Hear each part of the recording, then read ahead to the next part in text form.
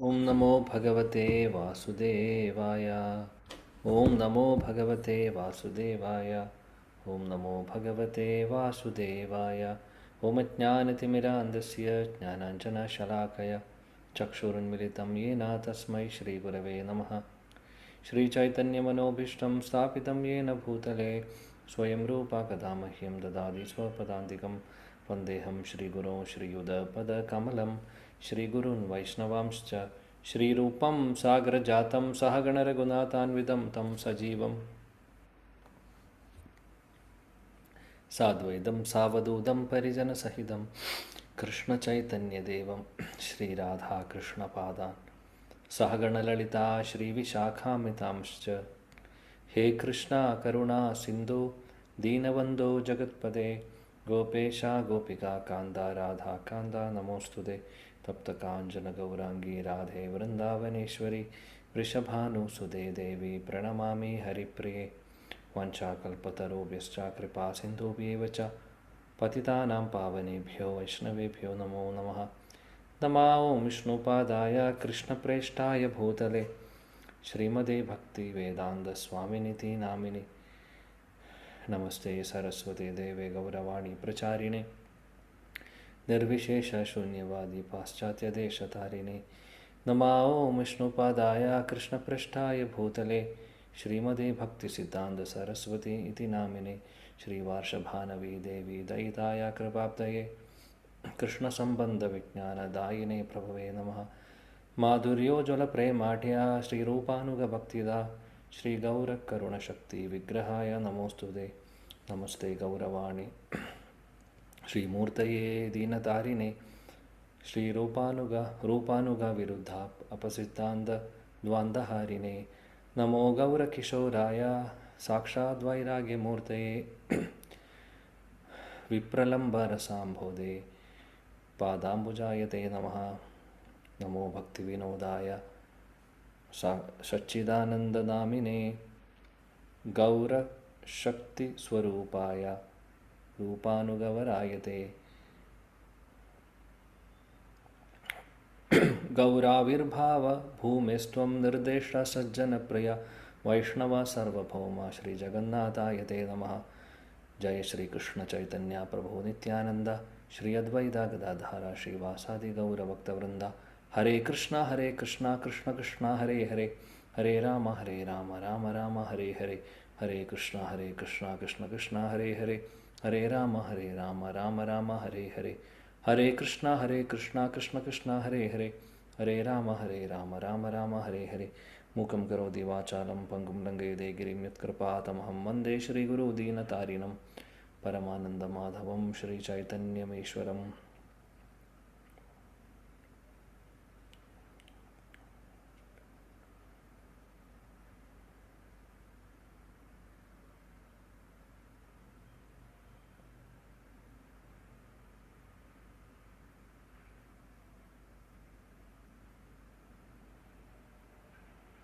ഹരേ കൃഷ്ണ. പ്രിയപ്പെട്ട എല്ലാ ഭക്തർക്കും എൻ്റെ വിനീതമായ പ്രണാമം.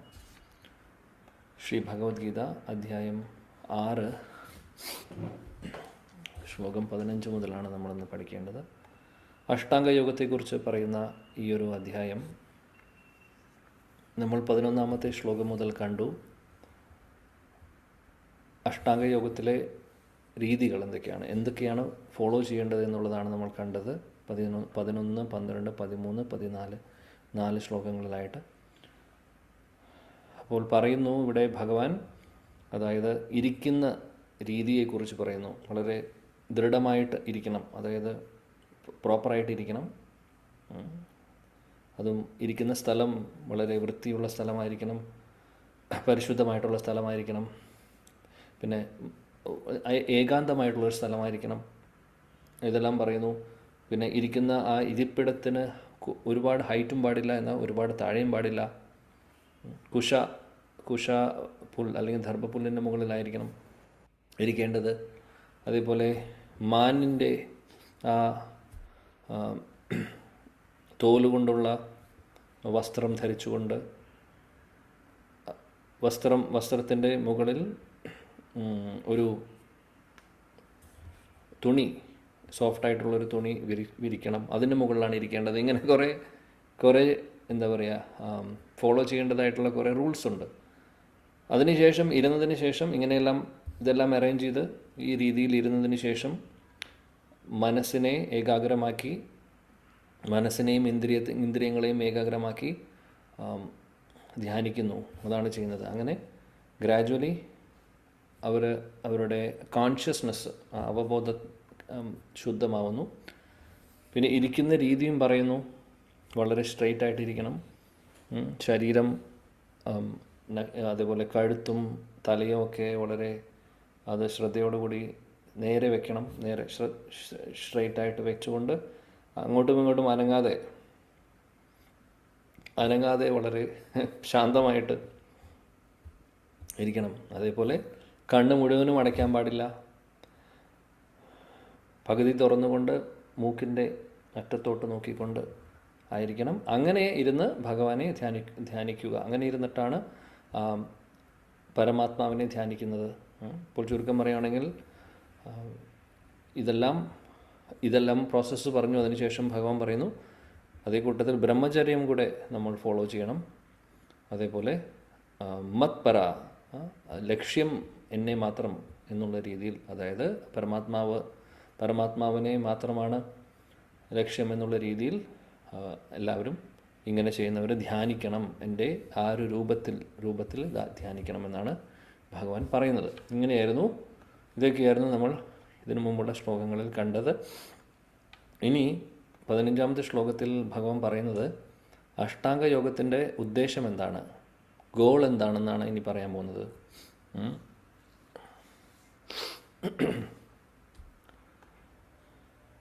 ഓക്കെ, നോക്കാം. ഷെയർ ചെയ്യാം സ്ക്രീൻ. ഹരേ കൃഷ്ണ ഹരേ കൃഷ്ണ കൃഷ്ണ. യുഞ്ജനേവം സദാത്മാനം യോഗി നിയതമാനസഃ ശാന്തിം നിർവാണ പരമാം മത്സമസ്താം അധിഗച്ഛതി.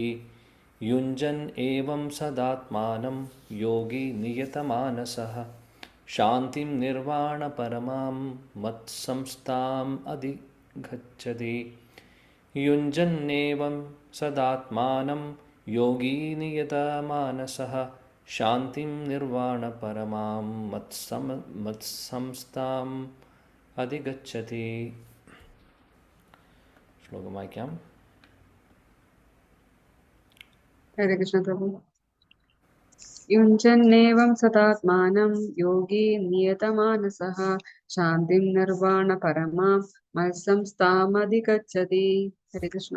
Thank you. വേറെ ആരെങ്കിലും? ഹരേ കൃഷ്ണ. യുഞ്ജന്നേവം സദാത്മാനം യോഗി നിയതമാനസഃ ശാന്തിം നിർവാണ പരമാം മത്സംസ്ഥാമധിഗച്ഛതി. ഹരേ കൃഷ്ണ. കൃഷ്ണ. യെസ്, ഒരാളും കൂടെ. ഹരേ കൃഷ്ണ പ്രഭു. യുഞ്ജന്നേവം സദാത്മാനം യോഗി നിയതമാനസഃ ശാന്തിം നിർവാണ പരമാം മത്സംസ്ഥാമധിഗച്ഛതി. Thank you. ഹരേ കൃഷ്ണ. വിവർത്തനം ആർക്കെങ്കിലും വായിക്കാം? ഹരേ കൃഷ്ണ പ്രഭു. ഇങ്ങനെ മനസ്സ്, ശരീരം, പ്രവർത്തനങ്ങൾ എന്നിവയെ നിയന്ത്രണം ചൊൽപ്പടിയിൽ നിർത്തിക്കൊണ്ട് ആത്മനിയന്ത്രണം സാധിച്ച അതീന്ദ്രിയജ്ഞാനി ഭൗതിക ജീവിതത്തെ അതിക്രമിച്ച് ദൈവസാമ്രാജ്യം കൃഷ്ണപദം പോകുന്നു. Hare Krishna. Thank you. So ഇതാണ് അഷ്ടാംഗയോഗത്തിൻ്റെ ലക്ഷ്യം, അവസാനത്തെ പരമമായിട്ടുള്ള ലക്ഷ്യം. എല്ലാ യോഗ പ്രാക്ടീസസും, കർമ്മയോഗമാവട്ടെ, ജ്ഞാനയോഗമാവട്ടെ, അഷ്ടാംഗയോഗമാവട്ടെ, ഭക്തിയോഗമാവട്ടെ, ഡെഫിനറ്റ്ലി ഗോൾ എന്ന് പറയുന്നത് ഭഗവാനാണ്, അല്ലേ? എന്നാൽ പ്രാക്ടീസസ് ചെയ്യുന്നതിൻ്റെ രീതികൾ വ്യത്യാസമുണ്ട്, ചിട്ടകൾ വ്യത്യാസമുണ്ട്. അതേപോലെ തന്നെ ചില പ്രോസസ്സ് കുറച്ചും കൂടെ സമയമെടുക്കുന്നതാണ്. അങ്ങനെയൊക്കെ വ്യത്യാസമുണ്ട്, അല്ലേ? അപ്പോൾ അഷ്ടാംഗയോഗവും ഒരു കൈൻഡ് ഓഫ് ഒരു മെത്തേഡാണ് ശരിക്കും പറയുകയാണെങ്കിൽ. എന്നാൽ അത് ഈ ഒരു കാലത്ത്, കലിയുഗത്തിൽ ഇത് ഫോളോ ചെയ്യാൻ പറ്റാത്തൊരു കാര്യം കൂടിയാണ്. തീർച്ചയായിട്ടും പറ്റാത്തൊരു കാര്യമാണ് കലിയുഗത്തിൽ. എന്നാൽ സ്ട്രെയിറ്റ് ഫോർവേഡ് ആയിട്ടുള്ള ഒരു പ്രോസസ്സും അല്ല. കാര്യം ഇതിൽ ഒരുപാട് ചിട്ടകളുണ്ട്. ഇപ്പോൾ നോക്കി, ഇരിക്കുന്ന കാര്യം തന്നെ, ഇരിക്കാൻ തന്നെ ഉള്ള കഷ്ടപ്പാട്, ബുദ്ധിമുട്ടുകൾ നമുക്ക് കാണാം. നമ്മളതാണ് കണ്ടത് ഇതിനു മുമ്പുള്ള ശ്ലോകങ്ങളിൽ. ഇതാണ് ഈ ശ്ലോകത്തിൽ പറയുന്നു അഷ്ടാംഗ യോഗത്തിൻ്റെ ഉദ്ദേശം എന്ന് പറയുന്നത്, ഗോൾ അല്ലെങ്കിൽ ഒബ്ജക്റ്റീവ് എന്ന് പറയുന്നത് എന്താണ്? ഇന്ദ്രിയങ്ങളെയും മനസ്സിനെയെല്ലാം നിയന്ത്രിച്ചുകൊണ്ട് അതീന്ദ്രിയ അവസ്ഥയിൽ ആ ഒരു യോഗി എന്താണ് ചെയ്യുന്നത്? ധ്യാനിക്കുന്നു, ഭഗവാനെ ധ്യാനിക്കുന്നു. അങ്ങനെ അവസാനം ആ പരമമായിട്ടുള്ള പദത്തിലേക്ക് അവർക്ക് വരുവാൻ സാധിക്കുന്നു. ഇതാണ് പറയുന്നത്. വേറൊരു കാര്യം കൂടെ പറയുന്നു, എല്ലാവിധത്തിലുള്ള നിർവാണ പരമാം, അതായത് ഭൗതിക തലത്തിലുള്ള എല്ലാവിധ അറ്റാച്ച്മെൻറ്റ്സും അല്ലെങ്കിൽ എല്ലാവിധ കാര്യങ്ങളും അവസാനിപ്പിച്ചുകൊണ്ട് പരംപദത്തിലേക്ക് എത്തുവാൻ അവർക്ക് സാധിക്കുന്നു. അതാണ് ഗോൾ പറയുന്നത്. ഓക്കെ, ഒരു minute. Hare Krishna.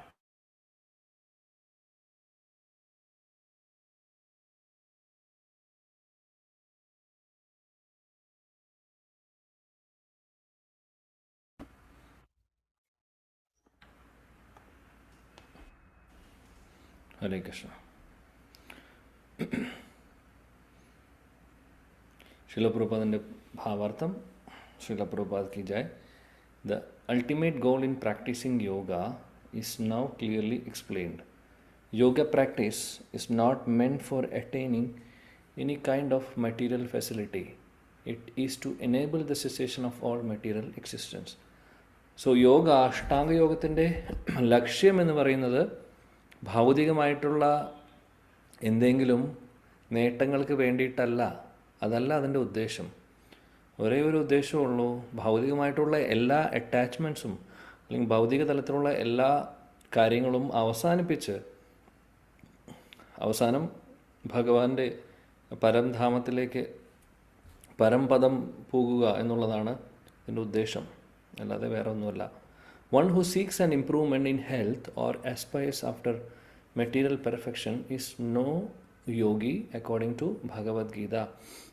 Nor does a cessation of material existence entail one's entering into the void, which is only a myth. There is no void anywhere within the creation of the Lord. Rather, the cessation of material existence enables one to enter into the spiritual sky. So ശില പ്രഭുപാദ് പറയുന്നു, ഇനി ഏതെങ്കിലും ആളുകൾ, അതായത് ശാരീരികമായിട്ടുള്ള ആ ഒരു, അതായത് ഹെൽത്തോ അല്ലെങ്കിൽ യോഗാഭ്യാസത്തിലൂടെ യോഗ ചെയ്തുകൊണ്ട് ശരീരത്തിൻ്റെ പുഷ്ടി അല്ലെങ്കിൽ ശരീരത്തിൻ്റെ ഹെൽത്ത് കൂട്ടാൻ വേണ്ടി നോക്കുന്നതോ, അതോ ഇനി ഒരുപാട് ഈ സിദ്ധികളൊക്കെ ഉണ്ട്, യോഗയിലൂടെ കിട്ടാവുന്നത്, അഷ്ടസിദ്ധികളെന്നൊക്കെ പറയും. അതെല്ലാം ഭൗതിക തലത്തിലുള്ള സിദ്ധികളാണ്. ആ സിദ്ധികൾക്ക് വേണ്ടിയിട്ടാണോ ഇനി ഇങ്ങനെയുള്ള യോഗാഭ്യാസങ്ങളൊക്കെ ചെയ്യുന്നത്? അങ്ങനെ ചെയ്യുന്നവരാണെങ്കിൽ ശിലപ്രഭാജി പറയുന്നു, അങ്ങനെയുള്ളവരെ യോഗി എന്ന് വിളിക്കാൻ പറ്റില്ല. കാര്യം അവർ യോഗ എന്ന് പറഞ്ഞു കഴിഞ്ഞാൽ അതിൻ്റെ പർപ്പസ് എന്താണെന്ന് മനസ്സിലാക്കുന്നില്ല.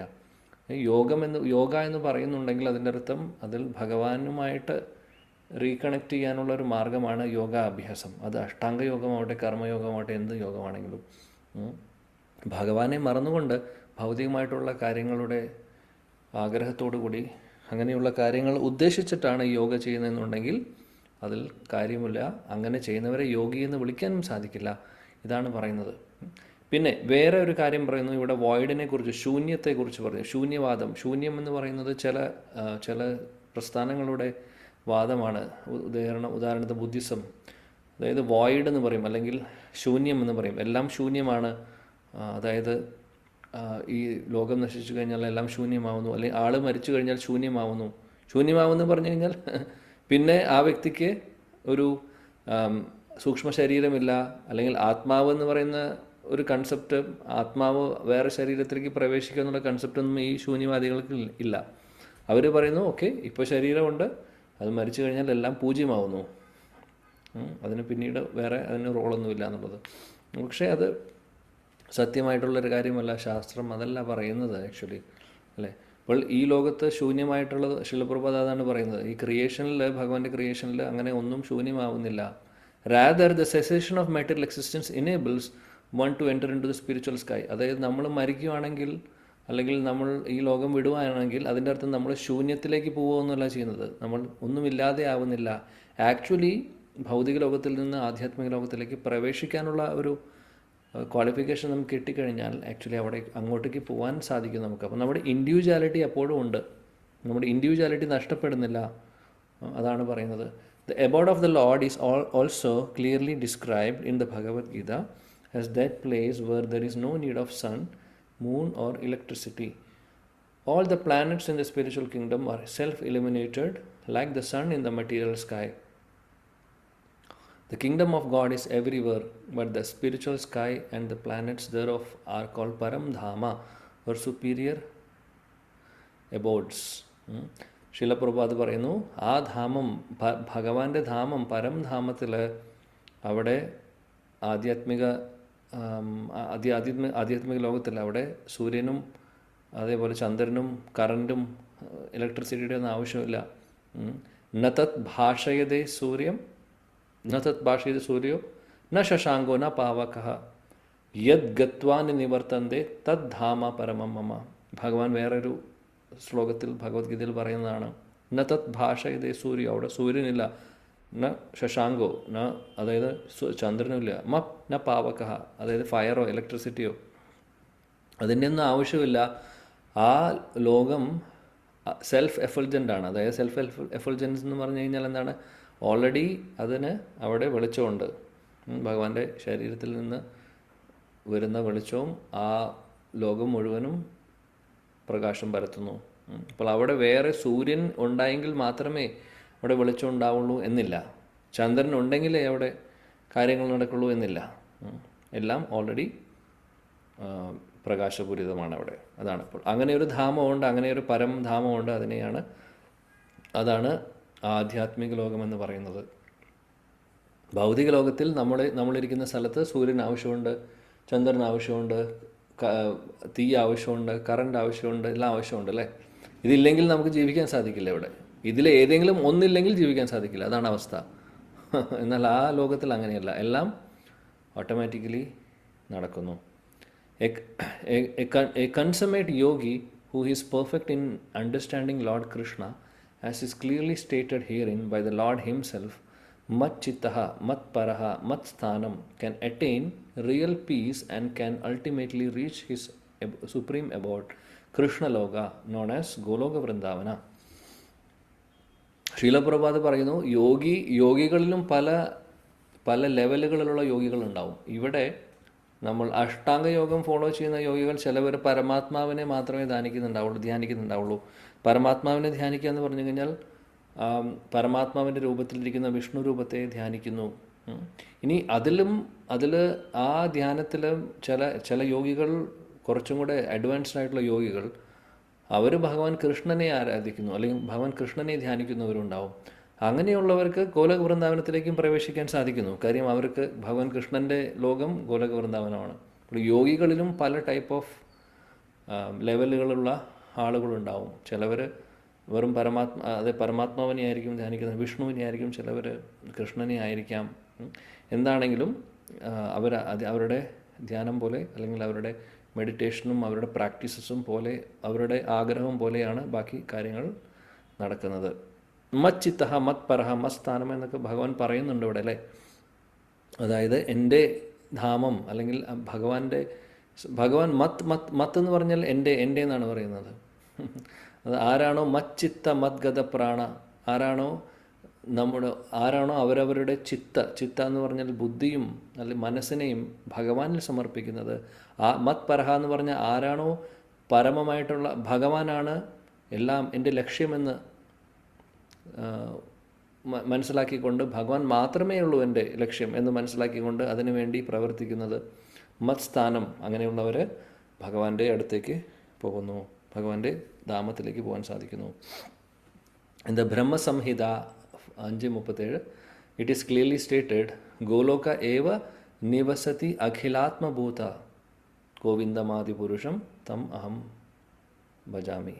The Lord always residing always in the abode called Goloka and is all pervading Brahman and the localized Paramatma as well by dint of his superior spiritual energies. So പറയുന്നത് എന്താണെന്ന് വെച്ചാൽ ഭഗവാൻ ബ്രഹ്മജ്യോതിയായിട്ട് ഭഗവാന്റെ ശരീരത്തിൽ നിന്ന് വരുന്ന ആ തേജസ് തന്നെയാണ്, ജ്യോതി തന്നെയാണ് ബ്രഹ്മജ്യോതി. അതേപോലെ തന്നെ പരമാത്മാവായിട്ട് അദ്ദേഹം എല്ലാ ചരാചരങ്ങളിലും ഉണ്ട്. എന്നാൽ ഇതൊക്കെയുണ്ട്, ഇതെല്ലാം അദ്ദേഹത്തിൻ്റെ എക്സ്പാൻഷൻസ് ആണ്. എന്നാൽ അദ്ദേഹം ഇരിക്കുന്നത് ആസ് കൃഷ്ണ, അദ്ദേഹം ഇരിക്കുന്നത് ഗോലോക വൃന്ദാവനത്തിലാണ്. അവിടെ ഇരുന്നു കൊണ്ട് അദ്ദേഹം എക്സ്പാൻഡ് ചെയ്യുന്നു. അപ്പോൾ അവിടെയുണ്ട്, ഇവിടെയുണ്ട്, എല്ലായിടത്തും ഉണ്ട്. അതാണ് സംഭവം. No one can reach the spiritual sky, Vaikunta, or enter into the Lord's eternal abode, Goloka Vrindavana, without the proper understanding of Krishna and his plenary expansion, Vishnu. വൈകുണ്ഠത്തിലേക്കോ Goloka വൃന്ദാവനത്തിലേക്കോ അങ്ങനെ വെറുതെ ആർക്കും പോകാൻ സാധിക്കില്ല. പ്രോപ്പറായിട്ട് ശരിയായിട്ട് ഭഗവാനെക്കുറിച്ച് മനസ്സിലാക്കിയിട്ടുള്ളവർ, ഭഗവാൻ ആരാണെന്നുള്ളതും നമ്മുടെ പൊസിഷൻ എന്താണ് എന്നുള്ളതും എല്ലാ ഭഗവാന്റെ വൈഭവങ്ങളും എല്ലാം മനസ്സിലാക്കി അതിനുള്ള ക്വാളിഫിക്കേഷൻ നേടുന്നവർക്ക് മാത്രമേ അങ്ങോട്ട് പ്രവേശിക്കാൻ സാധിക്കുകയുള്ളൂ. ചുരുക്കം പറഞ്ഞു കഴിഞ്ഞാൽ ഭക്തർക്ക് മാത്രമേ അങ്ങോട്ട് പോകാനുള്ള ക്വാളിഫിക്കേഷൻ ഉള്ളൂ. Therefore, a person working in Krishna consciousness is the perfect yogi because his mind is always absorbed in Krishna's activities. Savai mana Krishna padaravindayo. അപ്പോൾ ശരിയായിട്ടുള്ള യോഗി എന്ന് പറഞ്ഞു കഴിഞ്ഞാൽ ശ്രീല പ്രഭുപാദ് പറയുന്നു, കൃഷ്ണാവബോധത്തിലുള്ള ഒരു ശുദ്ധ ഭക്തൻ, അദ്ദേഹത്തെയാണ് ഒരു പെർഫെക്റ്റ് ആയിട്ടുള്ള യോഗി എന്ന് വിളിക്കാൻ പറ്റുന്നത്. കാര്യം സദാസമയം ഭഗവാനിലായിരിക്കും അവരുടെ മനസ്സ്. അവരുടെ ഇന്ദ്രിയങ്ങളും മനസ്സിനെയും ഭഗവത് സേവനങ്ങളിലേക്ക് അവർ സദാസമയം സമർപ്പിച്ചിട്ടുണ്ടാവും. അപ്പം അങ്ങനെയുള്ളവരാണ് 24 മണിക്കൂറും കൃഷ്ണ കോൺഷ്യസ് ആണ് അവർ. അങ്ങനെയുള്ളവരാണ് പെർഫെക്റ്റ് യോഗി എന്ന് പറയുന്നു. സവൈ മന കൃഷ്ണ പദാരവിന്ദയോ. ഈ ശ്ലോകം വരുന്നത് അംബരീഷ് മഹാരാജാവിൻ്റെ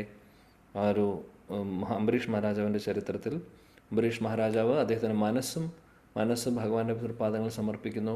അദ്ദേഹത്തിൻ്റെ ഇന്ദ്രിയങ്ങളെ, ഓരോ ഇന്ദ്രിയങ്ങളെയും അദ്ദേഹം ഭഗവാന്റെ സേവനങ്ങളിലേക്ക് ഉപയോഗിക്കുന്നു. അപ്പോൾ അതാണ്, അങ്ങനെയുള്ളവരാണ് ശരിയായിട്ടുള്ള യോഗികൾ എന്ന് പറയുന്നു. In the Vedas also, Shvetashvatara Upanishad 3.8, we learn tam eva viditvati mrityum eti. One can overcome the path of birth and death only by understanding the Supreme Personality of Godhead, Krishna.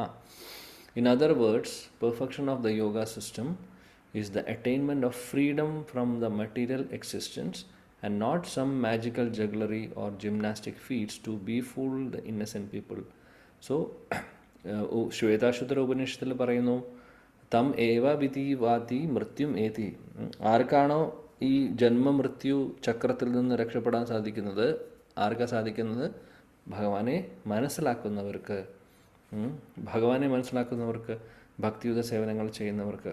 ശിലപ്രഭാത് അവസാനം പറയുന്നു, അതുകൊണ്ട് ഈ yoga അഭ്യാസത്തിൻ്റെ perfection എന്ന് പറയുന്നത് എന്താണ്? ഈ ഭൗതിക ലോകത്തിൽ നിന്ന് രക്ഷപ്പെട്ട് പരംധാമത്തിലേക്ക് പ്രവേശിക്കുക എന്നുള്ളതാണ് യോഗാഭ്യാസത്തിൻ്റെ ലക്ഷ്യം. അല്ലാതെ എന്തെങ്കിലും ജിംനാസ്റ്റിക് കാണിച്ചിട്ട് മറ്റുള്ളവരെ പറ്റിച്ചുകൊണ്ട് ശരീരത്തിൽ നിലനിർത്താനുള്ള, അല്ലെങ്കിൽ ആരോഗ്യം നല്ല രീതിയിൽ നിലനിർത്താനുള്ള ഒരു പ്രോസസ്സ് മാത്രമല്ല അഷ്ടാംഗയോഗം എന്നുള്ളത്. അങ്ങനെ പറയുന്നത് ആക്ച്വലി ആൾക്കാരെ പല ആളുകളും പറ്റിക്കുന്നു. അപ്പോൾ എന്താണ് യോഗ എന്ന് അറിയാത്തത് കൊണ്ടാണ് ശരിക്കും. എന്നാൽ ഈ അഷ്ടാംഗയോഗത്തിൻ്റെ ശരിയായിട്ടുള്ള ഉദ്ദേശം നമ്മളിപ്പോൾ പറഞ്ഞ പോലെ ഇതാണ്, ഭൗതിക ലോകത്തിൽ നിന്ന് രക്ഷപ്പെട്ട് ഭഗവാന്റെ അടുത്തേക്ക് പോവുക എന്നുള്ളതാണ്. ഓക്കെ, അതാണ് ഈ ശ്ലോകത്തിൽ നമ്മൾ പഠിക്കുന്ന കാര്യം. 5ാമത്തെ ശ്ലോകത്തിൽ എന്തുകൊണ്ട് ഇപ്പോൾ നമ്മൾ ഈ ഒരു പ്രോസസ്സ് ഫോളോ ചെയ്യുന്നു എന്ന് വെച്ചാൽ, നമ്മൾ സാധാരണ ട്രാൻസ്ലേഷൻ കഴിഞ്ഞാൽ പർപ്പോട്ട് നിങ്ങൾ വായിക്കാറുണ്ട്. പർപ്പോട്ട് വായിക്കുമ്പോൾ ഈച്ച് ആൻഡ് എവറി സെൻറ്റൻസ് നമ്മളൊരു പക്ഷേ ഡിസ്കസ് ചെയ്യാറില്ല. ഓവറോൾ ഒരു ഡിസ്കഷനാണ് ചെയ്യാറുള്ളത്. ഇങ്ങനെ വായിച്ച് പറയുമ്പോൾ ഓരോ സെൻറ്റൻസും നമ്മൾ വായിക്കുന്നു, ഒന്നും നമ്മൾ വിടുന്നില്ല. സോ അതാണ് ഒരു പ്രാവശ്യമെങ്കിലും അറ്റ്ലീസ്റ്റ് നമ്മൾ അങ്ങനെ പഠിച്ചു പോകുന്നത് നല്ലതായിരിക്കും. അതുകൊണ്ടാണ്. ഓക്കെ, അടുത്ത ശ്ലോകം 16. നാതി അശ്നതസ്തു യോഗോസ്തി ന ചൈകാന്തം അനാശ്നതഃ ന ചാതി സ്വപ്നശീലസ്യ ജാഗ്രതോ നൈവ ചാർജുന. വായിച്ചോളൂ.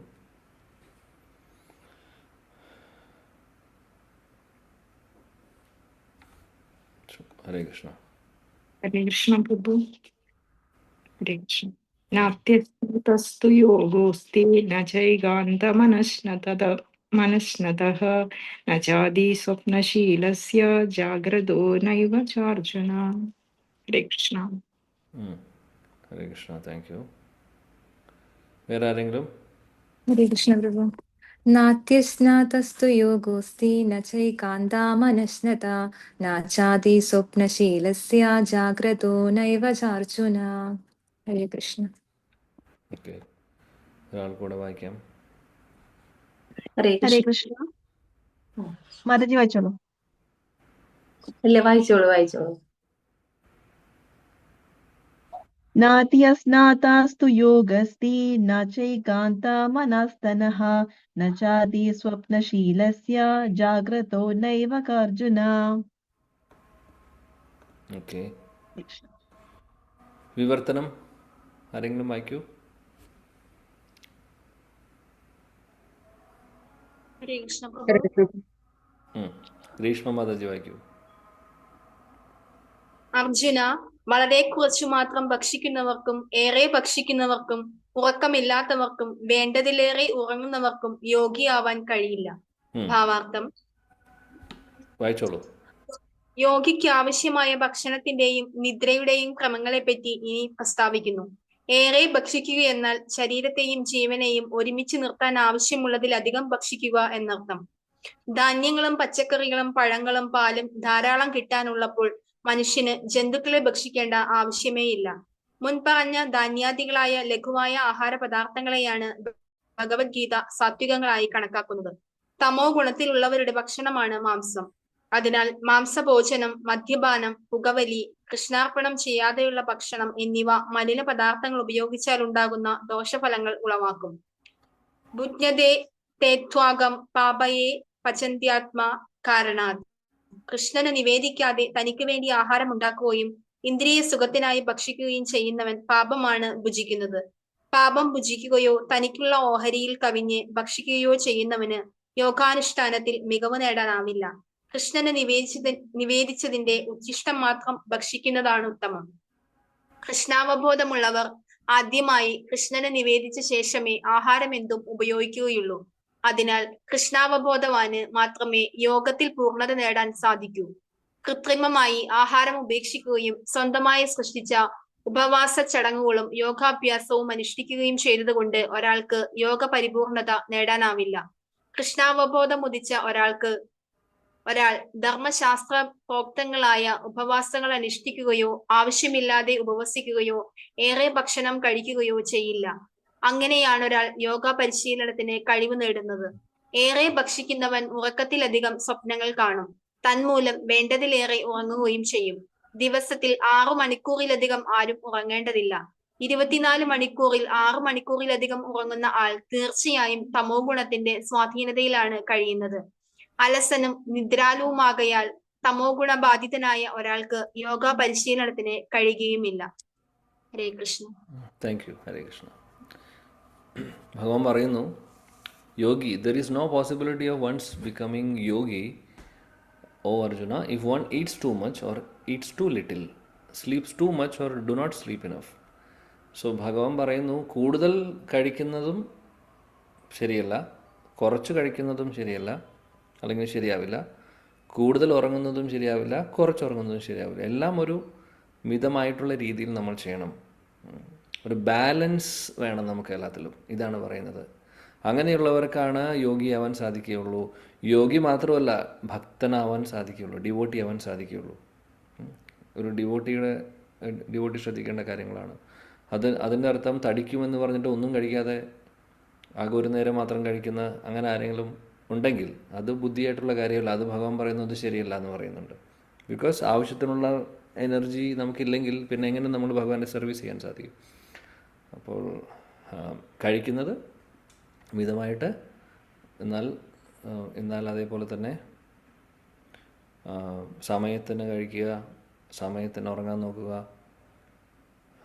ഉറങ്ങുന്നതും ഒരു അളവിന് അപ്പുറത്ത് ഉറങ്ങാതിരിക്കുക. എന്നാൽ കുറവ് ഉറങ്ങുന്നതും അപകടമാണ്. ഇത് രണ്ടും പ്രശ്നമാണ്. കുറവ് ഉറങ്ങിക്കഴിഞ്ഞാൽ എന്താ പ്രശ്നം വരുന്നത്? നമ്മുടെ മെറ്റബോളിസം പ്രോപ്പർലി നടക്കില്ല. അങ്ങനെ വരുമ്പോൾ നമ്മുടെ ഓർഗൻസിനും എല്ലാത്തിനും പ്രശ്നമാണത് ആക്ച്വലി. പിന്നെ അത് വലിയൊരു പ്രോബ്ലമായി മാറും. പിന്നെ ഉറക്കം ആവശ്യമാണ്, അത് മിതത്തിൽ, ഒരു മിതമായിട്ടുള്ള രീതിയിൽ ചെയ്യണമെന്നത്.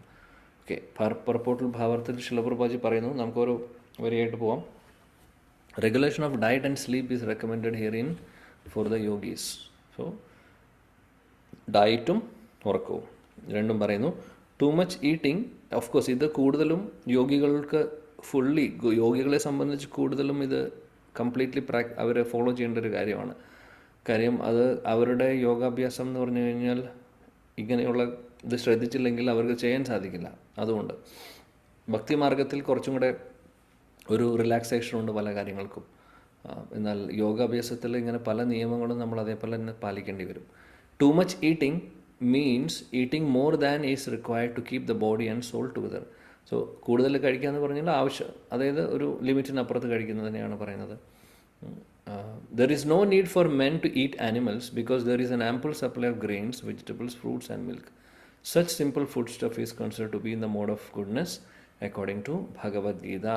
So മനുഷ്യർക്ക് മൃഗങ്ങളെ കഴിക്കേണ്ട ഒരു ആവശ്യം വരുന്നില്ല ശരിക്കും. കാര്യം നമുക്ക് ആവശ്യത്തിനധികം ധാന്യങ്ങളുണ്ട്, പച്ചക്കറികളുണ്ട്, പഴങ്ങളുണ്ട്, പാലുണ്ട്, ഇതെല്ലാം അവൈലബിൾ ആണ്. ഇതെല്ലാം ആക്ച്വലി മനുഷ്യർക്ക് പറഞ്ഞിട്ടുള്ള ഭക്ഷണമാണ്, അല്ലാതെ നോൺ വെജിറ്റേറിയൻ അല്ല. ഭഗവത്ഗീതയും ഇത് പറയുന്നു. Animal food is for those in the mode of ignorance. Therefore, those who indulge in animal food, drinking, smoking and eating food which is not offered to Krishna will suffer sinful reactions because of eating only polluted things. Bunjate te agam papa ye pachanti atma karanat. അപ്പോൾ മൃഗങ്ങളെ കഴിക്കുക, അതായത് മത്സ്യമാംസം കഴിക്കുന്ന ആളുകൾ ശരിക്കും പറയുകയാണെങ്കിൽ തമോ ഗുണത്തിലുള്ളവരാണ് എന്ന് പറയുന്നു. സത്യമാണ്, ഇത് സത്യമായിട്ടുള്ള കാര്യമാണ്. കാര്യം തമോ ഗുണത്തിലുള്ള ഭക്ഷണങ്ങളാണ് അതെല്ലാം നമ്മൾ കഴിക്കുമ്പോൾ നമുക്ക് ഡെഫിനറ്റ്ലി നമുക്കും തമോ ഗുണം വരും. അങ്ങനെ കഴിക്കുന്നവർ തമോ ഗുണികളായി മാറും. അപ്പോൾ ഇങ്ങനെയുള്ള മത്സ്യമാംസ പദാർത്ഥങ്ങൾ, അതേപോലെ മദ്യപാനം, പുകവലി, അങ്ങനെയുള്ളതെല്ലാം, ഈവൻ ഭക്ഷണം ഭഗവാന് സമർപ്പിക്കാത്ത ഭക്ഷണം കഴിക്കുന്നതും പാപമാണ്. നമ്മളതാണ് ഭഗവത്ഗീതയിൽ പഠിച്ചിട്ടുള്ളത് 3-ാമത്തെ അധ്യായത്തിൽ അല്ലേ. ഈ ഭുഞ്ചതേ തേ അകം പാപ ഏ പചന്തി ആത്മകാരണ, നമ്മളെല്ലാവരും പഠിച്ചിട്ടുള്ള ശ്ലോകമാണത് ആക്ച്വലി അല്ലേ. സോ അവിടെ പറയുന്നു ഭഗവാന് സമർപ്പിക്കാത്ത ഭക്ഷണം കഴിക്കാൻ പോലും പറ്റില്ല. കാര്യം അതിനകത്ത് പാപമാണ്, നമ്മൾ വെറും പാപം കഴിക്കുന്ന പോലെയാണ്. യജ്ഞാർത്ഥാർ കർമ്മണോന്യത്ര ലോകോയം കർമ്മബന്ധന. Okay, anyone who eats for sense pleasure or cooks for himself, not offering food to Krishna, eats only sin. അതാണ് ഈ ശ്ലോകം പറയുന്നത്. അതായത് നമ്മുടെ ഇന്ദ്രിയ സുഖഭോഗങ്ങൾക്ക് വേണ്ടി മാത്രം നമ്മൾ കഴിക്കുന്നു, ആ ഒരു ഭാവത്തിലാണെങ്കിൽ ആക്ച്വലി നമ്മൾ പാപം കഴിച്ചുകൊണ്ടിരിക്കുകയാണ്. നേരെ മറിച്ച് നമ്മൾ ചെയ്യേണ്ടത് എന്താണ്? ഭഗവാനെ സമർപ്പിച്ച് ഭഗവാൻ കഴിച്ചതിൻ്റെ ബാക്കിയായിട്ടുള്ള മഹാപ്രസാദമാണ് നമ്മൾ കഴിക്കേണ്ടത്. ഇതാണ് ശരിക്കും ചെയ്യേണ്ട process. One who eats sin and eats more than is allotted to him cannot execute perfect yoga. So കൂടുതൽ കഴിക്കുന്ന, അതായത് പാപത്തെ കഴിക്കുന്ന ഒരാൾ അവർക്ക് എങ്ങനെ യോഗ പ്രോപ്പർലി ചെയ്യാൻ സാധിക്കും? അതാണ് പറയുന്നത്. It is best that one eat only the remnants of foodstuff offered to Krishna. അതായത് remnants of foodstuff offered to Krishna എന്ന് പറയുന്നത് നമ്മൾ ഭഗവാന് ഭോഗം സമർപ്പിച്ച് പ്രസാദം കഴിക്കുക എന്നുള്ളതാണ് പറയുന്നത്. A person in Krishna consciousness does not eat anything which is not offered to Krishna. So ഭഗവാന് സമർപ്പിക്കാത്ത ഒന്നും കൃഷ്ണാവബോധത്തിലുള്ള ഒരു ഭക്തൻ കഴിക്കില്ല. Therefore, only the Krishna conscious person can attain perfection in yoga practice. അതുകൊണ്ട് കൃഷ്ണാവബോധത്തിലുള്ളവർക്ക് മാത്രമേ ഈ യോഗ പ്രാക്ടീസസിലും പെർഫെക്ഷനിലേക്ക് എത്താൻ സാധിക്കുകയുള്ളൂ. Nor can one who artificially abstains from eating, manufacturing his own personal process of fasting practice yoga. ഇനി ചില ആൾക്കാർ കഴിക്കാതെ പല രീതികളും ഫാസ്റ്റിംഗ് ഒക്കെ ചെയ്തിട്ട് ഇതെല്ലാം അവനവൻ്റെ എന്തെങ്കിലും സെൽഫിഷ് ആയിട്ടുള്ള ഇൻട്രസ്റ്റിൻ്റെ പുറകിൽ ചെയ്യുന്ന കാര്യങ്ങളൊക്കെ ആവും. അങ്ങനെയുള്ള രീതിയിൽ യോഗാഭ്യാസം ചെയ്താലും അതൊന്നും നടക്കാൻ പോകുന്നില്ല. ആക്ച്വലി കൃഷ്ണ കോൺഷ്യസ് പേഴ്സൺ ഇവിടെ പറയുന്നു. അപ്പോൾ ശരിക്കും ചെയ്യേണ്ട രീതി എന്താണ്? Krishna conscious person observe fasting as it is recommend in the scriptures. So കൃഷ്ണാവബോധത്തിലുള്ള വ്യക്തികൾ അവരും ഫാസ്റ്റിംഗ് ചെയ്യും, അവരും ഉപവാസങ്ങളൊക്കെ എടുക്കുന്നുണ്ട്. പക്ഷേ അത് ശാസ്ത്രങ്ങളിൽ പറഞ്ഞതനുസരിച്ച്, അല്ലാതെ വെറുതെ അവനവന് തോന്നുന്ന രീതിയിലല്ല. ഉദാഹരണത്തിന് ഏകാദശി, അത് ശാസ്ത്രത്തിൽ പറയുന്നതാണ്. He does not fast or eat more than is required and he is just competent to perform yoga practice. So അങ്ങനെയുള്ളവർ കൂടുതൽ ആവശ്യത്തിനും കൂടുതലും കഴിക്കുന്നുമില്ല. അതേപോലെ തന്നെ ഇതേപോലെയുള്ള ശാസ്ത്രങ്ങളിൽ പറയാത്ത പല ഉപവാസങ്ങളോ അങ്ങനെയുള്ള കാര്യങ്ങളൊന്നും ചെയ്യില്ല. One who Eats more than required will dream very much while sleeping and he must consequently sleep more than is required. So കൂടുതൽ കഴിക്കുന്നവരുടെ കാര്യം പറയുന്നു. അങ്ങനെയുള്ള ഒരു സ്വപ്നം കാണുന്നു, അതേപോലെ കൂടുതൽ ഉറങ്ങുന്നു. പിന്നെ ശില പ്രഭാത് പറയുന്നു, one should not sleep more than 6 hours daily. So 6 മണിക്കൂറാണ് ഐഡിയൽ ഒരു ടൈം. നമുക്ക് എല്ലാവർക്കും ഉറങ്ങാൻ വേണ്ടിയിട്ടുള്ള ഐഡിയൽ സമയം എന്ന് പറയുന്നത് 6 മണിക്കൂറാണ്. 6 മണിക്കൂർ 6 മണിക്കൂർ പ്രോപ്പർലി നമുക്ക് 6 മണിക്കൂർ ഉറക്കം കിട്ടിക്കഴിഞ്ഞാൽ ആക്ച്വലി നമ്മുടെ ബോഡി റിജുവനേറ്റ് ആവും. അതാണ് ശാസ്ത്രം പറയുന്നത്. പ്രോപ്പറായിട്ടുള്ള 6 hours സ്ലീപ്പ് കിട്ടിക്കഴിഞ്ഞാൽ. ഇനി അത് ബ്രേക്ക് ചെയ്തിട്ടുള്ള ഉറക്കമാണ് നമുക്ക് കിട്ടുന്നതെന്നുണ്ടെങ്കിൽ അതും പ്രോപ്പർ ആവില്ല, നമ്മൾ റിജുവനേറ്റ് ആവില്ല. ഇനി 6 മണിക്കൂറിന് പകരം 3.5 മണിക്കൂർ 4 മണിക്കൂറൊക്കെ ഉറങ്ങുന്നുണ്ടെങ്കിൽ അത് ലോങ് ടേമിലേക്ക് പ്രശ്നമായി മാറും അവസാനം. കാര്യം അത് ആക്ച്വലി നമ്മളാരും ഗോസ്വാമിമാരല്ല. ഗോസ്വാമിമാരൊക്കെ 2 മണിക്കൂറൊക്കെ ഉറങ്ങിയിരുന്നുള്ളൂ. പക്ഷേ നമ്മുടെ ബോഡി ഇങ്ങനെ ഈ സ്ലീപ്പ്, അതായത് ഉറക്കം മര്യാദയ്ക്ക് കിട്ടിയില്ലെങ്കിലും പ്രശ്നമാവും. സോ നമ്മൾ മാക്സിമം ശ്രമിക്കണം ഏകദേശം ഒരു ദിവസത്തിൽ 6 മണിക്കൂറെങ്കിലും ഉറങ്ങാൻ വേണ്ടി. 6 മണിക്കൂർ ഉറങ്ങുക, അതിന് കൂടുതലും വേണ്ട കുറവും വേണ്ട. അങ്ങനെ 5.5 മുതൽ 6 മണിക്കൂർ ഐഡിയലാണ്. അത്രയെങ്കിലും ഇല്ലെങ്കിൽ നമ്മുടെ ബോഡി വീക്കായി പോകും. കുറച്ച് കഴിയുമ്പോൾ വീക്കായി പോകും. ചിലപ്പോൾ നമ്മൾ പറയും അത് ശീലമായി കുഴപ്പമില്ല. ഓക്കെ, ശീലമായി കുഴപ്പമില്ല, പക്ഷേ അത് പിന്നീടായിരിക്കും അതിൻ്റെ കോൺസിക്വൻസ് വരാൻ പോകുന്നത്. സോ ഐഡിയൽ ഒരു പ്രോസസ്സാണ് ശീല പ്രഭാത് റെക്കമെൻഡ് ചെയ്യുന്നത് 6 മണിക്കൂർ എന്ന് പറയുന്നത്. So one who sleeps more than 6 hours of 24 hours is certainly influenced by the mode of ignorance. അപ്പോൾ കൂടുതൽ ഉറങ്ങുന്നതും പ്രശ്നമാണ്. അത് തമോ ഗുണത്തിൽ വരുന്ന ഒരു അവസ്ഥയാണ്. Person in the mode of ignorance is lazy and prone to sleep a great deal. So സാധാരണ തമോ ഗുണത്തിലുള്ളവർ കൂടുതൽ ഉറങ്ങുന്നവരാണ്. അതേപോലെ തന്നെ മടിയുള്ളവരായിരിക്കും, അല്ലേ? ഇങ്ങനെയൊക്കെ ആയിരുന്നുണ്ടാവും നമ്മളൊരു പക്ഷേ മുമ്പ്. അതായത് ശനി ഞായറൊക്കെ കിട്ടിക്കഴിഞ്ഞാൽ രാത്രി വന്ന് കിടക്കുന്നത് 3 മണിക്കോ 4 മണിക്കോ ആയിരിക്കും. പിന്നെ ഒരു ഉറക്കമാണ് ഉച്ചവരെ ഉറക്കം, അല്ലെങ്കിൽ വൈകുന്നേരം വരെ ഉറക്കം, അങ്ങനെയൊക്കെ ഉണ്ടാവും, അല്ലേ? സോ ഇതൊക്കെ ആക്ച്വലി തമോ ഗുണത്തിൻ്റെ ലക്ഷണങ്ങളാണ്. ഡിവോട്ടീസിനെ സംബന്ധിച്ച്, പ്രാക്ടീസിങ് ഭക്തരെ സംബന്ധിച്ച് നമുക്ക് പറഞ്ഞിട്ടുള്ള പ്രോസസ്സല്ല ഇത്. അപ്പോൾ മാക്സിമം എത്ര നേരത്തെ കിടക്കാൻ പറ്റും അത്രയും നേരത്തെ കിടക്കുക. അതേപോലെ എപ്പോൾ എനിക്ക് എഴുന്നേൽക്കാൻ പറ്റും സമയം ഈ പറയുന്ന 6 മണിക്കൂറെങ്കിലും നോക്കി നമ്മൾ എഴുന്നേൽക്കാൻ നോക്കുക. ഒരുപാട് ബ്രഹ്മചാരിമാർ ഫോളോ ചെയ്യുന്നവരുണ്ട്. 9-9:30 അവർ കിടക്കും. ഈവൻ ഒരുപാട് സ്പിരിച്വലിസ്റ്റുകൾ, നല്ല സീരിയസ്ലി പ്രാക്ടീസ് ചെയ്യുന്നവർ 9-9:30 അപ്പുറത്ത് പോകാത്തവരുണ്ട്. അത് കഴിഞ്ഞാൽ അവർ പിന്നെ 4 മണിക്ക് എഴുന്നേൽക്കും. അപ്പോൾ 4 മണി കറക്റ്റ് 6 മണിക്കൂർ ഉറങ്ങും, നേരത്തെ കിടന്ന് നേരത്തെ എണീക്കും. അങ്ങനെ നമ്മളെ സംബന്ധിച്ച് പലപ്പോഴും സംഭവിക്കുന്നത് 9:30 ചിന്തിക്കാൻ പറ്റാത്ത കാര്യമാണ്, അല്ലേ? 11, 11:30, 12 മണി ഒക്കെ ആവും. ചിലവർ 1 മണിയാവും. എന്നിട്ട് 4:30, 5 മണിയാകുമ്പോൾ എഴുന്നേൽക്കും വേണം, കാര്യം ഓഫീസിൽ പോകണം. അതടുത്ത പ്രശ്നം. അപ്പോൾ അതുകൊണ്ട് ഉറങ്ങുന്നത് ആകെ 3.5 മണിക്കൂർ. പിന്നെ എന്താണ് സംഭവിക്കുക? ഓഫീസിൽ ഇരിക്കുമ്പോൾ ഉറങ്ങുന്നു, വണ്ടിയിലിരുന്ന് ഉറങ്ങുന്നു, അവിടെ ഇരുന്ന് ഉറങ്ങുന്നു, എവിടെയെങ്കിലും ഇരുന്നാൽ അവിടെ ഇരുന്ന് ഉറങ്ങുന്നു, നടക്കുമ്പോൾ ചിലപ്പോൾ ഉറങ്ങിപ്പോകുന്നു, ഡ്രൈവ് ചെയ്യുമ്പോൾ ഉറങ്ങിപ്പോകുന്നു. ഒരുപാട് പ്രശ്നങ്ങൾ വരുന്നു, അല്ലേ? കാരണം പ്രോപ്പർ നമുക്ക് ടൈം മാനേജ് ചെയ്യാൻ പറ്റാത്തതുകൊണ്ട്. എനിവേ, ഇപ്പോൾ നമ്മുടെ സ്കെഡ്യൂൾസും ഓഫീസിൻ്റെ തിരക്കുകളും ഒക്കെ ഒരു പക്ഷേ ഇതിനെ നമുക്ക് ഡിസ്റ്റർബ് ചെയ്യുന്നുണ്ടാവും. സാരമില്ല, ഇപ്പോൾ പറ്റുന്ന രീതിയിൽ നമ്മളിങ്ങനെ ചെയ്യുക. പറ്റുന്ന പോലെ നമുക്ക് മാനേജ് ചെയ്ത് കൊണ്ടുപോകാൻ നോക്കുക. പിന്നെ വീക്കെൻഡ്സിലൊക്കെ കൂടുതൽ റെസ്റ്റ് ചെയ്യാൻ നോക്കുക. അപ്പം നമ്മളൊന്ന് റെജുവിനേറ്റ് ആവാൻ വേണ്ടിയിട്ട് വീക്കെൻഡിൽ കുറച്ചും കൂടെ റെസ്റ്റ് ചെയ്യുക. നല്ല ഹെൽത്തി ആയിട്ടുള്ള ഭക്ഷണം കഴിക്കുക. എന്തെങ്കിലും ബോഡി എക്സസൈസ് പോലെ എന്തെങ്കിലും, അല്ലെങ്കിൽ നടക്കാൻ അങ്ങനെ എന്തെങ്കിലുമൊക്കെ സാധിക്കുന്നുണ്ടെങ്കിൽ അതും നല്ലതാണെന്ന് പറയുന്നുണ്ട്. സോ ഇതൊക്കെ ചെയ്യാൻ പറ്റുന്നുണ്ടെങ്കിൽ നല്ലതാണ്. സമയം കണ്ടെത്തുക എന്നുള്ളത് ആണ് അടുത്ത പ്രശ്നം. സോ പറ്റുന്ന പോലെ മാനേജ് ചെയ്ത് കഴിഞ്ഞാൽ ലോങ് ടേമിലേക്ക് നമുക്ക് നല്ലതായിരിക്കും. സോ എന്താണെങ്കിലും ഇപ്പോൾ നമുക്ക് റെസ്പോൺസിബിലിറ്റീസും കാര്യങ്ങളൊക്കെ ഉള്ളതുകൊണ്ട് ഒരുപക്ഷെ ഈ പറയുന്ന സമയം മാനേജ്മെൻറ്റ് കുറച്ച് ബുദ്ധിമുട്ടാവും. ബട്ട് ഇൻ ഫ്യൂച്ചർ നമ്മൾ ലോങ് ടേം അല്ലെങ്കിൽ ഇനി ഭാവിയിൽ നമ്മുടെ റെസ്പോൺസിബിലിറ്റീസൊക്കെ പതുക്കെ കുറഞ്ഞു വരുമ്പോൾ ഇതെല്ലാം നമുക്ക് പ്രോപ്പർലി ഫോളോ ചെയ്യാൻ സാധിക്കാനെങ്കിലും അപ്പോഴെങ്കിലും സാധിക്കണം. അതാണ്. ഓക്കെ. സോ ബ്രഹ്മചാരി ആശ്രമത്തിലൊക്കെ ജനറലി അവർ 9:30-10 മണിക്ക് മേലെ ഇരിക്കില്ല ആരും. അവരെല്ലാവരും കിടക്കും ബേസിക്കലി. മാക്സിമം 9 to 9:30 രാധേശ്യാം പ്രഭുവിൻ്റെ ആശ്രമത്തിലൊക്കെ അങ്ങനെയാണ്. പിന്നെ അവരെ നമുക്ക് ഇമിറ്റേറ്റ് ചെയ്യാൻ സാധിക്കില്ല. കാര്യം അവർക്ക് അവരുടെ ഭക്ഷണം അവരുടെ ഇതെല്ലാം ഓരോ ടൈം ടേബിൾ വെച്ചാണ് ചെയ്യുന്നത്. സമയമുണ്ടാവും. നമുക്ക് അങ്ങനെയില്ല. നമ്മൾ ഗൃഹസ്ഥാശ്രമത്തിലിരിക്കുമ്പോൾ ബ്രഹ്മചാരി ആശ്രമത്തിൽ ഫോളോ ചെയ്യുന്നവർക്ക് പൂർണ്ണമായിട്ടും അത് നമുക്ക് ഫോളോ ചെയ്യാൻ സാധിക്കില്ല. ഇവിടെ കുറേ കാര്യങ്ങളുണ്ട്. ക്ലീനിങ് ഉണ്ട്, അതുണ്ട്, ഒരുപാട് കാര്യങ്ങൾ. അവിടെ എന്ന് പറയുമ്പോൾ ഓരോ സർവീസസ് ഡിവൈഡ് ചെയ്തിട്ട് കൊടുക്കുമായിരിക്കും. അത് ഇങ്ങനെ അവർക്ക് മാറി മാറി വരും.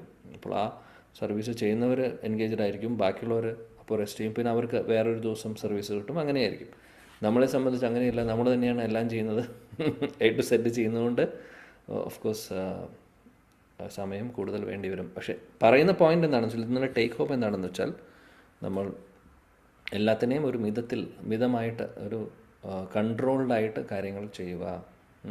അപ്പോൾ ഒരു കാര്യമുണ്ട്, ഇത് മാത്രമല്ല, ഇതൊരു കാര്യമാണ്. ഓക്കെ, ഇത് one of the thing which we can follow maximum പറ്റുന്ന രീതിയിൽ. കൂട്ടത്തിൽ നമ്മൾ ചെയ്യുന്ന കാര്യം നന്നായിട്ട് ചെയ്യുക. എന്താണ് ചെയ്യുന്നത് വെച്ചാൽ, അത് നാമജപമാണെങ്കിൽ പ്രോപ്പറായിട്ട് നാമജപിക്കാൻ നോക്കുക. അതിനുവേണ്ടി സമയം മാറ്റിവെച്ച് ചെയ്യുക. കുറച്ച് ആത്മാർത്ഥത കൊടുത്ത് കൊണ്ട് ചെയ്യുക. അതൊക്കെ നമ്മൾ നോക്കണം. നമ്മുടെ ബോഡിയും ശരീരവും ഒക്കെ നിലനിർത്തേണ്ടത് നമ്മൾ ഭഗവാന്റെ സേവനങ്ങൾക്ക് വേണ്ടിയിട്ടാണ്, അല്ലേ? അപ്പോൾ അതിന് വേണ്ടിയിട്ട് അത് സ്പിരിച്വൽ പ്രാക്ടീസസ് ആണെങ്കിലും അതേപോലെ ഇങ്ങനെ സ്കെഡ്യൂൾസ് ആണെങ്കിലും ഇതെല്ലാം നമ്മൾ ഒരു ചിട്ടയോട് കൂടിയിട്ട് പറ്റുന്ന രീതിയിൽ ഒരു ഡിസിപ്ലിനോട് കൂടിയിട്ട് ചെയ്യുവാൻ ശ്രമിച്ചു കഴിഞ്ഞാൽ അത് നല്ലതായിരിക്കും. അത് ഹെൽപ്ഫുള്ളായിരിക്കും. ഓക്കെ. ശ്ലോകം 17. യുക്താഹാരവിഹാരസ്യ യുക്തചേഷ്ടസ്യ കർമ്മസു യുക്തസ്വപ്നാവബോധസ്യ യോഗോ ഭവതി ദുഃഖഃ. ഈ ഒരു ശ്ലോകം നമ്മൾ കഴിഞ്ഞ ക്ലാസ്സിൽ കൃഷ്ണ കഥാമൃതത്തിൽ എടുത്ത ശ്ലോകമാണ്. ഓക്കെ, ശ്ലോകം വായിക്കാം ആർക്കെങ്കിലും. കൃഷ്ണ. യുക്താഹാരവിഹാരസ്യ യുക്തചേഷ്ടസ്യ കർമ്മസു യുക്തസ്വപ്നാവബോധസ്യ യോഗോ ഭവതി ദുഃഖഃ. ഹരേ കൃഷ്ണ. വേറെ ആരെങ്കിലും വായിക്കുന്നു? ഹരേ കൃഷ്ണ പ്രഭു. യുക്താഹാരവിഹാരസ്യ യുക്തചേതസ്യ കർമ്മസു യുക്തസ്വപ്നാവബോധസ്യ യോഗോ ഭവതി ദുഃഖഃ. Thank you. വേറെ ആരെങ്കിലും? ഹരേ കൃഷ്ണ. യുക്താഹാരവിഹാരസ്യ യുക്തചേഷ്ടസ്യ കർമ്മസു യുക്തസ്വപ്നാവബോധസ്യ യോഗോ ഭവതി ദുഃഖഃ. ഹരേ കൃഷ്ണ. ശ്രീദേവ് മാതാജി വായിച്ചോളൂ. യുക്താഹാരവിഹാരസ്യ യുക്തചേഷ്ടസ്യ കർമ്മസു യുക്തസ്വപ്നാവബോധസ്യ യോഗോ ഭവതി ദുഃഖഃ. ഹരേ കൃഷ്ണ. Thank you. വിവർത്തനം. ആഹാരം, നിദ്ര, വിഹാരം, പ്രവൃത്തി എന്നിവയിൽ നിയന്ത്രണം പാലിക്കുന്നവന് യോഗ പരിശീലനം കൊണ്ട് സുഖദുഃഖങ്ങളും അകറ്റാൻ കഴിയും. Hare Krishna. Thank you. So ഇവിടെ കഴിഞ്ഞ ശ്ലോകത്തിൻ്റെ ബാക്കി ഇവിടെ ഭഗവാൻ പറയുന്നു. അതായത് എല്ലാത്തിനും ഒരു റെഗുലേഷൻ കൊണ്ടുവരിക എന്നുള്ളത്. കഴിക്കുന്നതിനാണെങ്കിലും ഉറക്കമാണെങ്കിലും. റിക്രിയേഷൻ എന്ന് ഉദ്ദേശിക്കുന്നത് വിനോദം, അതായത് നമ്മൾ എൻ്റർടൈൻമെൻറ്റ് എന്തെങ്കിലും ഉണ്ടെങ്കിൽ അത്, അങ്ങനെയുള്ള, പിന്നെ നമ്മുടെ ചെയ്യുന്ന ജോലി, എല്ലാത്തിലും ഒരു റെഗുലേഷൻ കൊണ്ടുവരിക, എല്ലാത്തിനും ഒരു ഡിസിപ്ലിൻ കൊണ്ടുവരിക. ഇത് ഭഗവാൻ പറയുന്ന ഒരു പോയിൻ്റാണ്. ഇത് ഇമ്പോർട്ടൻ്റ് ആയിട്ടുള്ളൊരു കാര്യമാണ്. ഈ അഷ്ടാംഗയോഗം ചെയ്യുന്നവർക്ക് മാത്രമല്ല, നമുക്ക് ഓരോരുത്തർക്കും ഫോളോ ചെയ്യേണ്ടതായിട്ടുള്ള ഒരു കാര്യമാണ്. അപ്പോൾ ഒരു ടൈം ടേബിൾ പോലെ അല്ലെങ്കിൽ ഒരു സിസ്റ്റമാറ്റിക്കായിട്ട് കാര്യങ്ങൾ ചെയ്യാൻ നോക്കുക. അങ്ങനെ ഒരു ദിവസം അത് ചെയ്തു, ഒരു ദിവസം അത് ചെയ്യുന്നു, അങ്ങനെയല്ല. എല്ലാത്തിനും ഒരു ചിട്ടയോട് കൂടിയിട്ട്. ഈവൻ പുസ്തകം വായിക്കുന്നത് കാര്യമാണെങ്കിലും അങ്ങനെ തന്നെയാണ് നമ്മൾ ചെയ്യേണ്ടത്. ഒരു പുസ്തകം എടുത്ത് നമ്മൾ വായിച്ചു തുടങ്ങിയിട്ടുണ്ടെങ്കിൽ ഓക്കെ, പാരലലി 1-2 പുസ്തകം വായിക്കാം. എന്നാൽ അത് നമ്മൾ എവിടെയെങ്കിലും എത്തിച്ചതിന് ശേഷം അടുത്ത പുസ്തകം എടുക്കുക. അല്ലാതെ ഇവിടെ കുറച്ച് വായിച്ചു, അത് കുറച്ച് വായിച്ചു, ഇത് കുറച്ച് വായിച്ചു, ഒന്നും അവിടെയും ഇവിടെയൊന്നും എത്താതെ എല്ലാം കുറച്ച് കുറച്ചായിട്ട് വെക്കുന്നു. അതൊരു ഡിസിപ്ലിനുള്ള കാര്യമല്ല. സോ അത് റെഗുലേറ്റഡ് ആയിട്ടല്ല ചെയ്യുന്നത്.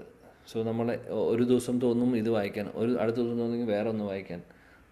ഓക്കെ ഇനി സ്പെസിഫിക് ആയിട്ടുള്ള സെക്ഷൻസ് വായിക്കുകയാണെങ്കിൽ ഓക്കെ, അത് ശരി, ഓക്കെ, അതിന് അർത്ഥമുണ്ട്. ഇല്ലെങ്കിൽ അത് കംപ്ലീറ്റ് ചെയ്യുക, അടുത്ത പുസ്തകം എടുക്കുക. അങ്ങനെ ഇപ്പോൾ 1-2 പുസ്തകം പാരലലി നമുക്ക് വായിക്കാം, പ്രശ്നമില്ല. അതിൻ്റെ 2 മാക്സിമം 3 പുസ്തകം വരെ പാരലലി വായിക്കാം എന്നാണ് എൻ്റെ അടുത്ത് എൻ്റെ ശിക്ഷാഗുരു പറഞ്ഞിട്ടുള്ളത്. അതിനും കൂടുതൽ ചെയ്യുന്നത് അത്ര നല്ലൊരു ഓപ്ഷൻ അല്ല എന്ന് പറയുന്നു. കാര്യം നമ്മൾ ഒന്നും പ്രോപ്പറായിട്ട് ചെയ്യാത്ത ഒരവസ്ഥ, അവസാനം എല്ലാം പകുതിയായിട്ട് നിർത്തേണ്ടി വരും. അങ്ങനെ സംഭവിച്ചിട്ടുണ്ട് എനിക്ക് പല പ്രാവശ്യം. ഓക്കെ, അത് സ്പിരിച്വൽ പ്രാക്ടീസസിൻ്റെ കാര്യവും അങ്ങനെ തന്നെ. ഇവിടെ പറയുന്നു പർപ്പോർട്ട് ശില Prabhupada, extravagance in the matter of eating, sleeping, defending and mating, which are demands of the body, can block advancement in the practice of yoga. As far as so ആഹാര, നിദ്ര, ഭയം, മൈഥുനം, 4 കാര്യങ്ങൾ അല്ലേ, നമ്മളും മൃഗങ്ങളും ചെയ്യുന്ന സെയിം ആക്ടിവിറ്റീസ്. അപ്പം ഇതിൽ നമ്മൾ ശ്രദ്ധ കൊടുത്തില്ലെങ്കിൽ, ഇതിലൊരു റെഗുലേഷൻ കൊണ്ടുവന്നിട്ടില്ലെങ്കിൽ, ഈ പറയുന്ന 4 കാര്യങ്ങളിലും നമ്മളൊരു ചിട്ട കൊണ്ടുവന്നിട്ടില്ലെങ്കിൽ അത് നമ്മുടെ യോഗാഭ്യാസത്തിൽ തടസ്സങ്ങൾ കൊണ്ടുവരും, അല്ലെങ്കിൽ നമ്മുടെ സ്പിരിച്വൽ പ്രാക്ടീസസിൽ തടസ്സം കൊണ്ടുവരും എന്ന് പറയുന്നു. As far as eating is concern, it can be regulated only when one is practiced to take and accept prasadam, sanctify food. Lord Krishna is offered, according to Bhagavad Gita 9:26, vegetables, flowers, fruits, grains, milk, etc. In this way, a person in Krishna consciousness becomes automatically trained not to accept food not meant for human consumption and not in the category of goodness. So ആദ്യം ശില പ്രഭുപാദ് കഴിക്കുന്ന ഭക്ഷണത്തെക്കുറിച്ച് പറയുന്നു. ഇപ്പോൾ കഴിക്കുന്ന ഭക്ഷണം നമ്മൾ പ്രസാദം മാത്രം സ്വീകരിക്കാൻ ശ്രമിക്കുക. ഇനി എന്താണ് പ്രസാദം, എന്താണ് ഭഗവാന് സമർപ്പിക്കാൻ സാധിക്കുന്നത്? പത്രം, പുഷ്പം, ഫലം, തോയം യോമേ ഭക്തിയ പ്രയച്ഛതി, അല്ലേ? പച്ചക്കറികളും ധാന്യം, ഫ്രൂട്ട്സും, അതേപോലെ ഗ്രെയിൻസ്, അരി, ഗോതമ്പ്, അങ്ങനെയുള്ളതെല്ലാം, പാല്, ഇതെല്ലാം നമുക്ക് ഭഗവാന് സമർപ്പിക്കാൻ പറ്റും. അതെല്ലാം നമ്മൾ സമർപ്പിച്ച് മഹാപ്രസാദം നമ്മൾ കഴിക്കുന്നു. ഇൻ ദിസ് വേ, അപ്പോൾ അങ്ങനെ ഒരു കൃഷ്ണബോധത്തിലുള്ളവർ നമ്മൾ ഭഗവാന് സമർപ്പിച്ചിട്ടുള്ള അല്ലെങ്കിൽ ഇങ്ങനെയുള്ള ഭക്ഷണങ്ങൾ മാത്രമേ കഴിക്കാൻ ശ്രമിക്കുക എന്നുള്ളത്. അല്ലാതെ മൃഗങ്ങളെ കശാപ്പ് ചെയ്ത് നാവിൻ്റെ രുചിക്ക് വേണ്ടി കഴിക്കുന്നതൊക്കെ നിഷിദ്ധമാണ്. അത് തമോ ഗുണത്തിലുള്ള കാര്യമാണ്. അതാണ് ആദ്യത്തെ പോയിന്റ് പറയുന്നു കഴിക്കുന്നതിനെക്കുറിച്ച്. ഇനി ഉറക്കത്തിനെക്കുറിച്ച് പറയുന്നു. As far as sleeping is concern, A Krishna conscious person is always alert in discharge of his duties in Krishna consciousness, and therefore any unnecessary time spent sleeping is considered a great loss. Avyartha kalatvam, a Krishna conscious person cannot bear to pass a minute of life without being engaged in the service of Lord. Therefore his sleeping is kept to a minimum. So ഉറക്കത്തിനെ കുറിച്ച് പറയുന്നു. കൃഷ്ണാവബോധത്തിലുള്ളൊരു വ്യക്തി നേരത്തെ നമ്മൾ കഴിഞ്ഞ ശ്ലോകത്തിൽ പറഞ്ഞതുപോലെ ആവശ്യത്തിന് ഉറങ്ങുക. 6 മണിക്കൂർ എന്ന് പറയുന്നത് ആവശ്യമാണ്, അത്രയും ഉറങ്ങുക. അതിനും കൂടുതൽ ആവശ്യമില്ല. അതുകൊണ്ട് റെസ്ട്രിക്റ്റ് ചെയ്യുക. ബോഡി ചില സമയങ്ങളിൽ ശരീരത്തിന് ഒരുപാട് ക്ഷീണം ഉണ്ടാവും. ആ സമയത്ത് നമ്മൾ വെറുതെ ബോഡിയെ ടാക്സ് ചെയ്യാൻ പാടില്ല. അപ്പം അങ്ങനെ വല്ലാത്ത ക്ഷീണമുള്ളൊരവസ്ഥയാണെങ്കിൽ കിടക്കുക. അതൊക്കെ once in a while that's okay. Because നമുക്ക് ബോഡി തീരെ നമുക്ക് എനർജി തരുന്നില്ല, അല്ലെങ്കിൽ വല്ലാത്ത ക്ഷീണം തോന്നുന്നു, എന്തെങ്കിലും അസുഖങ്ങളുള്ളത് കൊണ്ടോ അല്ലെങ്കിൽ അങ്ങനെയുള്ള സിറ്റുവേഷൻസിൽ ദർ ഈസ് ഡെഫിനറ്റ്ലി കൺസിഡറേഷൻസ് ഉണ്ട്. നമ്മൾ അതനുസരിച്ചിട്ട് ബോഡിയുടെ സിറ്റുവേഷൻ അനുസരിച്ചിട്ട് ചെയ്യാം, കുഴപ്പമില്ല. ജനറൽ ആയിട്ടുള്ള കാര്യമാണ് പറയുന്നത്. ഹെൽത്തി ആയിട്ടിരിക്കുന്ന സമയത്ത്, പ്രോപ്പറായിട്ട് നമ്മൾ ഇരിക്കുന്ന സമയത്ത് നമ്മളെല്ലാത്തിനും റെഗുലേഷൻ കൊണ്ടുവരണമെന്ന് പറയുന്നു. അവ്യർത്ഥ കാലത്വം എന്ന് പറഞ്ഞു കഴിഞ്ഞാൽ സമയം പാഴാക്കാതിരിക്കുക എന്നുള്ളതാണ് പറയുന്നത്. കൃഷ്ണാവബോധത്തിലുള്ള ആളുകൾ സദാസമയം ഭഗവത് സേവനങ്ങളിലായിരിക്കും. സമയം നഷ്ടപ്പെടുത്തുന്നത് അവർക്ക് ഇഷ്ടമല്ല. അത് ആവശ്യത്തിനും കൂടുതൽ ഉറങ്ങിയിട്ടാണെങ്കിലും അങ്ങനെ. പക്ഷേ അതിൻ്റെ അർത്ഥം ഇതൊക്കെ കേട്ടിട്ട് അവസാനം ഉറക്കമൊന്നുമില്ലാതെ സദാസമയം നാമം ജപിച്ചിരിക്കാനല്ല ഉദ്ദേശിക്കുന്നത്. അതല്ല ഇതിലത്തെ ലെസൺ. നമ്മളെല്ലാത്തിലും ഒരു റെഗുലേഷൻ കൊണ്ടുവരണം എന്നാണ് പറയുന്നത്, എല്ലാത്തിനും ഒരു ചിട്ട വേണമെന്നാണ് പറയുന്നത്. ഇൻ ഹിസ് ഐഡിയൽ രൂപ ഗോസ്വാമിയെക്കുറിച്ച് പറയുന്നു. His ideal in this respect is Srila Rupa Goswami, who was always engaged in the service of Krishna and who could not sleep more than 2 hours a day, and sometimes not even that. Thakura Haridas would not even accept prasadam, not even sleep for a moment without finishing his daily routine of chanting with his beads 300,000 names. So Rupa Goswami Haridas Thakurനെ കുറിച്ച് പറയുന്നു. Again ഇത് നമ്മളെ സംബന്ധിച്ച് എക്സാമ്പിളായിട്ട് എടുക്കാൻ പറ്റും എന്നുണ്ടെങ്കിലും imitate ചെയ്യാൻ നമുക്ക് സാധിക്കില്ല. ശ്രീ റൂപ ഗോസ്വാമി 2 മണിക്കൂറോ 1.5 മണിക്കൂറൊക്കെ ഉറങ്ങിയിട്ടുണ്ടായിരുന്നുള്ളൂ, ശരിയാണ്. പക്ഷേ ആ ഒരു പ്രോസസ്സ് നമുക്ക് ഇമിറ്റേറ്റ് ചെയ്യാൻ സാധിക്കില്ല. പക്ഷേ എന്താണ് ഇതിൽ നിന്നും പഠിക്കേണ്ടത്? നമ്മുടെ ആചാര്യന്മാരൊക്കെ ഇങ്ങനെയുള്ള കാര്യങ്ങളൊക്കെ എല്ലാത്തിനും ഒരു ചിട്ട കൊണ്ടുവന്നിട്ടുണ്ടായിരുന്നു. ചിട്ടയോട് കൂടിയിട്ടായിരുന്നു അവരുടെ കാര്യങ്ങളെല്ലാം. അതാണ് ഇതിൽ നിന്ന് നമ്മൾ മനസ്സിലാക്കേണ്ടത്. അല്ലാതെ നാളെ മുതൽ ഞാൻ 2 മണിക്കൂറേ ഉറങ്ങുള്ളൂ, റൂപ ഗോസ്വാമി ഏതാ ചെയ്തിട്ടുള്ളതെന്ന് പറഞ്ഞിട്ട് അവസാനം റൂപ ഗോസ്വാമിക്ക് അത് സാധിക്കും. അങ്ങനെ കുറച്ച് ദിവസം നമ്മൾ 2 മണിക്കൂർ മാത്രം ഉറങ്ങിയിരിക്കും. പിന്നെ നമുക്ക് വല്ല അസുഖം വരും. അതോടുകൂടി പിന്നെ നമുക്കിപ്പോൾ പ്രാക്ടീസ് ചെയ്യുന്നത് പോലും പ്രാക്ടീസ് ചെയ്യാൻ പറ്റാത്ത അവസ്ഥയാവും.